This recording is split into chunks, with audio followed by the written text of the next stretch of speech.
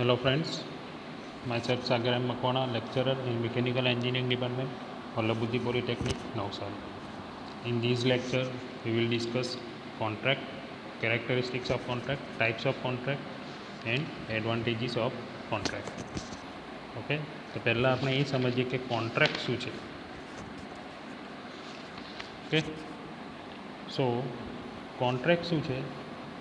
The contract is an agreement between two or more parties, initial step of which is making of offer by one party and acceptance of the other by other party. It is an agreement between the parties on a lawful consideration. To do or to abstain from doing some work act is binding to both the parties. Contract શું છે કે agreement બે party વચ્ચેનું. Okay, એક party offer કરે છે ને બીજી પાર્ટીને એ એક્સેપ્ટ છે, એ બે વચ્ચેનું એગ્રીમેન્ટ. પણ એ એગ્રીમેન્ટ બે પાર્ટી વચ્ચે લોફુલ બાય અંદર લો આવી જતો હોય છે. Okay, lawful consideration. To do or to abstain from doing some work act is binding to both the parties. એટલે જ્યારે બે પાર્ટી વચ્ચેનું એગ્રીમેન્ટમાં લોને પણ કન્સિડર કરી દેવામાં આવે છે લીગલી. ઓકે, એટલે લીગલી બાઇન્ડિંગ એગ્રીમેન્ટ છે contract. Characteristics of contract. To make the contract valid, it must contain the following basic characteristics. Offer or proposal. Offer or proposal શું છે? When a party sends or issue a tender to a contractor, this act is a legal offer to carry out some work with the terms and conditions state in the tender documents. Party જ્યારે tender મૂકે છે કોન્ટ્રાક્ટરને, બરાબર છે, એ work કરવું નહીં કરવું conditions બધું જ અંદર લખેલી હોય છે, એ ઓફર છે, પ્રપોઝલ. એક્સેપ્ટન્સ શું છે? તો કે agreement comes into existence when the contractor's quotation or tender is accepted by the authority. જ્યારે કોન્ટ્રાક્ટરનું કોટેશન અને ટેન્ડર છે એ ઓથોરિટી એક્સેપ્ટેડ કરી દે છે અને એ એગ્રીમેન્ટ છે તે એક્સેપ્ટ છે. કન્સિડરેશન.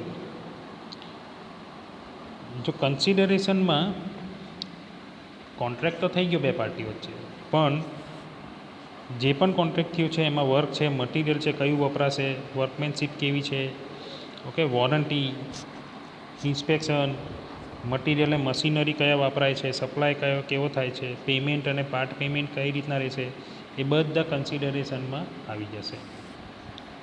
ત્યારબાદ છે competent parties.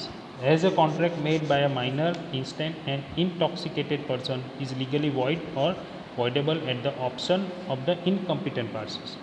Hence, contract should be made by the person having full contractual capacity. The parties having such capacities are called competent parties for making valid contract. જો contract છે ને એ valid person સાથે જ થાય.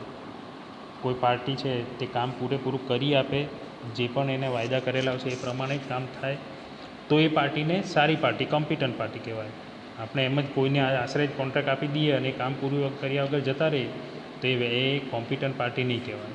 એટલે સારી પાર્ટીને જ આપણે કોન્ટ્રાક્ટ આપીએ જેથી કરીને બંનેનું કામ સચવાઈ રહે. Legality of purpose. If a contract has a primary legal purpose but any of its items is illegal, can be said as either invalid or void depending on the seriousness of the illegal term and extent to which it is separated from the legal part of contract. જ્યારે contract છે એમાં અમુક વસ્તુ જે contract પ્રમાણે નહીં થતી હોય છે, ઇનવેલિડ હોય છે, ઇલીગલ હોય છે, તો એને લીગલ પાર્ટમાંથી દૂર કરવામાં આવે છે. કારણ કે આ બહુ ઇમ્પોર્ટન્ટ મેટર છે. Next is types of contract. હવે કોન્ટ્રાક્ટના પ્રકાર આપણે જોઈએ. First is lump sum contract, second full contract, third item rate contract, fourth schedule contract, fifth combined lump sum and schedule contract, six is percentage rate contract, seven contract for material supply, eight is labour contract, nine private contract, 10 is rate contract, piece rate contract and last is turnkey contract. તો first છે lump sum contract. Okay, these contract by its name suggests that it is the contract for doing the work at a fixed or lump sum figure. Okay, the contractor is submitting his offer after studying the drawing specification and other details related to the work. જો આ lump sum contract છે, contractor છે તે જે પણ બનાવવાની છે product કે કોઈ પણ વસ્તુ, તો એનું ડ્રોઈંગ છે, એની સાઇઝ છે, એ બધી સ્ટડી કરશે અને એ કેલ્ક્યુલેટ કરશે પોતાના રેટ અને ક્વોન્ટિટીઝ. ત્યારબાદ એ લમસમ ફિગરમાં આંકડો આપશે અને એ જ્યારે એક્સેપ્ટ થાય પાર્ટીથી ત્યારે લમસમ કોન્ટ્રાક્ટ કહેવાશે. એને મેઝરમેન્ટ કોન્ટ્રાક્ટ પણ કહેવાય છે. સેકન્ડ છે ફૂલ કોન્ટ્રાક્ટ. હવે આ ફૂલ કોન્ટ્રાક્ટમાં બધું જ આપી દેવામાં આવે છે જે કોન્ટ્રાક્ટર છે એને, મટિરિયલથી લઈ, મજૂરીથી લઈ અને બધી જ વસ્તુ એને જ વાપરવાની અને બનાવીને આપવાનું જે પણ ટાઈમ પીરિયડ છે એમાં. Then item rate contract. હવે અમુક કોન્ટ્રાક્ટ એવા છે જેમાં આઇટમ્સને ડિવાઈડ કરી દેવામાં આવે છે અલગ અલગ આઇટમમાં આખા કોન્ટ્રાક્ટને, એટલે ઇન્ડિવિજ્યુઅલ રેટ અલગ અલગ આવે છે આઇટમ કોન્ટ્રાક્ટમાં. પછી છે શિડ્યુલ કોન્ટ્રાક્ટ. તો શિડ્યુલ કોન્ટ્રાક્ટમાં શું થશે કે ક્યારે જે પણ કોન્ટ્રાક્ટ આપ્યો છે કેટલા ટાઈમ દરમિયાન બનાવવામાં આવશે એનું શિડ્યુલ કયું રહેશે એ શિડ્યુલ કોન્ટ્રાક્ટમાં આવશે. Combination of lump sum and schedule contract. આ શિડ્યુલ અને લમસમ બંનેનું કોમ્બિનેશન છે જેમાં મેઝરમેન્ટથી લઈ અને શિડ્યુલ બંને આવી જશે. Then percentage rate contract. આમાં વર્ક છે એને નંબર ઓફ આઇટમ્સમાં ડિવાઈડ કરવામાં આવે છે અને રેટ અને ક્વોન્ટિટીઝ કેટલી છે એ ગણવામાં આવે છે. પછી ટેન્ડર આપવામાં આવે છે અને એ એક્સેપ્ટ કરવામાં આવે છે.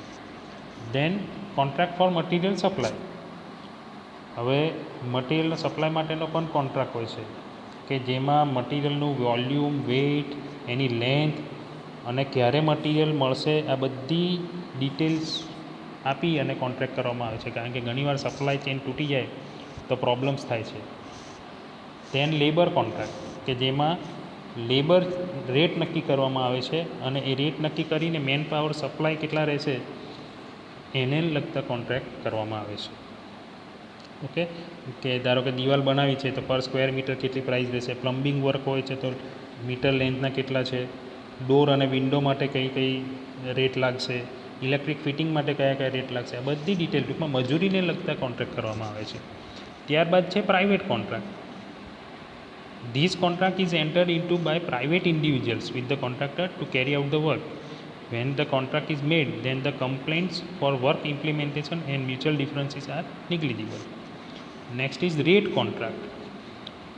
હવે રેટ કોન્ટ્રાક્ટમાં રેટ નક્કી કરવામાં આવતી છે અલગ અલગ આઇટમ્સ, ગુડ્સ અને મટિરિયલની. For government departments, DGS and D is purchasing the various items, goods and materials at fixed rate and is directly entering into the contract with various manufacturers for supply to goods to demanding government departments at rate fixed by them during the contract period. Government purchase કરે છે આમાં material અને આઇટમને અને એ rate fix કરી દે છે અને ત્યારબાદ જનતાને, ગ્રાહકને પૂરું પાડે છે. ઓકે, પીસ રેટ કોન્ટ્રાક્ટ કે આમાં જ્યારે કોસ્ટિંગ 30,000 કરતાં ઓછું હોય ત્યારે આ રીતનો કોન્ટ્રાક્ટ કરવામાં આવે છે કે જેમાં પર પીસ નક્કી થતી હોય છે રેટ. અને આ કોન્ટ્રાક્ટનો મેઇન ડિસએડવાન્ટેજ શું છે કે આમાં કોન્ટ્રાક્ટર છે એક ખરાબ મટિરિયલ વાપરવાના ચાન્સ રહે છે, વર્કમેનશીપ બેડ રહેવાના ચાન્સીસ રહે છે કારણ અને સુપરવિઝનનું એબસન્સ પણ રહી શકે છે, એટલે આ કોન્ટ્રાક્ટમાં થોડું રિસ્ક રહેલું છે. Then turnkey contract. This is also called cost plus contract. The contractor is given the job or work on turnkey basis. In this case, quantities and rate are not fixed for making the payment to the contractor.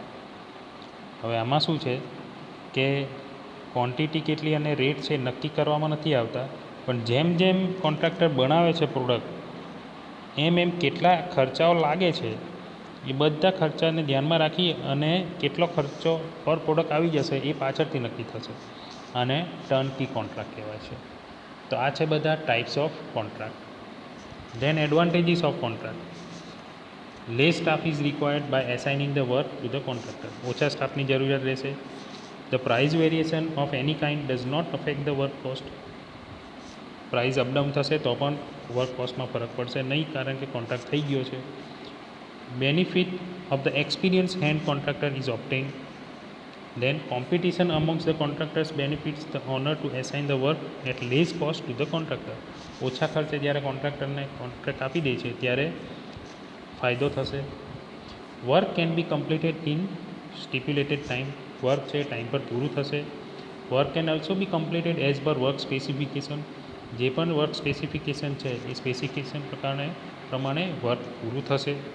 Okay, તો આ છે advantages of contract. ટૂંકમાં લીગલિટી જ્યારે આવી જાય છે બે party વચ્ચે કોઈ કામ કરવામાં, કોન્ટ્રાક્ટ એગ્રીમેન્ટ કરવામાં આવે તેને કોન્ટ્રાક્ટ કહેવામાં આવે છે. એના ઘણા બધા ફાયદા છે. ઓકે, તો આજે આપણે કોન્ટ્રાક્ટ, એના ટાઈપ્સ, એના એડવાન્ટેજ, એની કેરેક્ટરિસ્ટિક્સ સમજ્યા. આઈ હોપ કે તમને આ બધા ટૉપિક સમજ પડી હશે. Thank you.